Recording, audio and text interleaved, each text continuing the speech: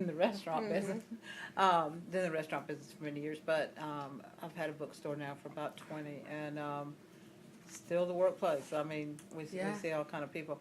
I think that David's so right, that the person that so directly opposes you today, you're going to be sitting on this side of the table with tomorrow. I mean, and I think for the most part, we all know that. I mean, whether it's your ex-boyfriend that you have to be able to go to a cocktail party or a potluck or this kind of thing, and he's sitting over there, and you have to, okay. And then you have to learn that. It's the first time I ever kept a friend, as an old boyfriend. When I moved here, I was like, I'm not leaving because we broke up. You have to learn, and I think that's a valuable lesson. Absolutely. I think it's a valuable lesson. I think everybody is tourism ambassadors. Every day, I no longer work in the restaurant business. Every day I'm asked, where do you eat lunch? Where do I do this? Right. And we can make or break you, And so I wonder sometimes if restaurant owners remember that, or whatever. And in the restaurant, people are asked, where should I go shop? I mean, it goes both ways. So tourists are our lifeblood, even when we're happy, like that we have a day without them. But they are our lifeblood, and we know that. Yeah, very good. Thank you. Desiree? I started coming here playing music as well. Okay. So, and I continued to play music during the season for several years. I would come back to visit and play music. So, I mean, that was basically just, we want people to come to this restaurant. We want live music, play some music. Okay, great. That's all I want to do is play music and serve. But when I stayed, I started just a private performing arts school that does dance, ballet, acting, theater, private voice lessons. I mean, it's grown exponentially since my first dance class. But I was playing music in the summers. I ended up picking up, like, every once in a while, picking up another, like, odd job or working at Village Craftsman this year, which is awesome.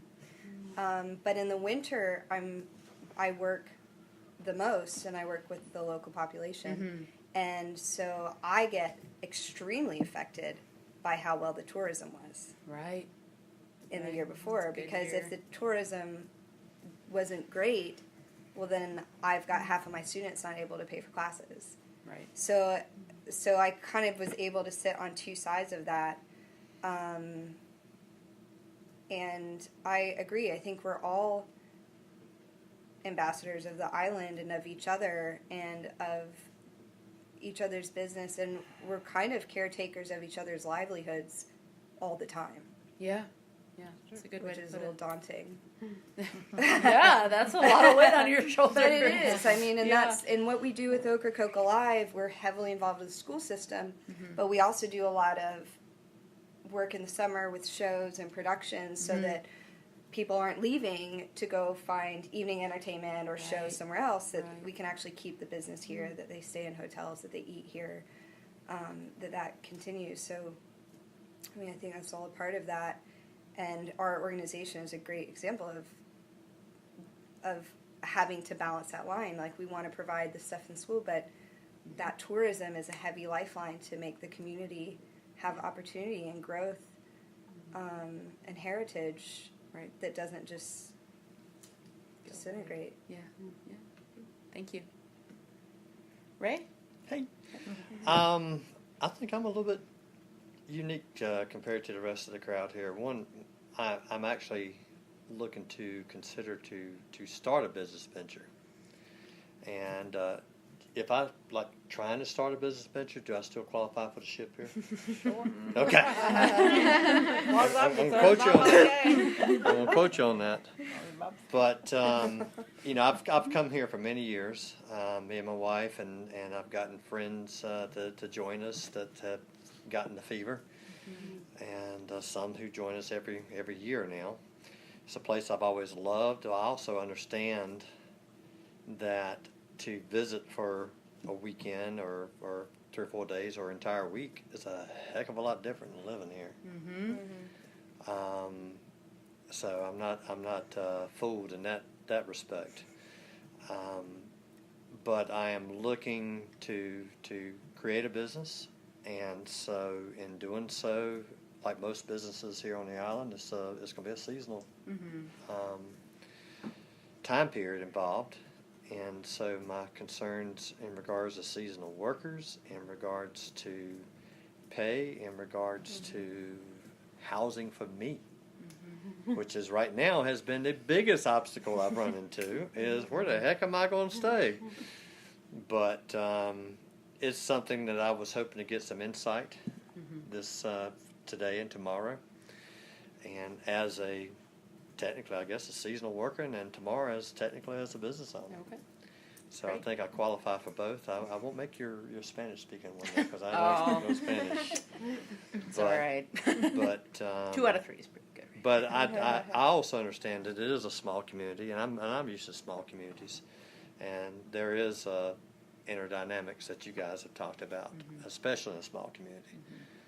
It's almost a family thing. You sometimes you hate each other, but then you know you got to love each other because you got no choice. Yep, that's the way it works. You know, you depend on each other, you support each other, you fuss and fume like brothers and sisters, but when the chips are down, you know, you got each other's back. Yeah, And I wouldn't mind being a part of that.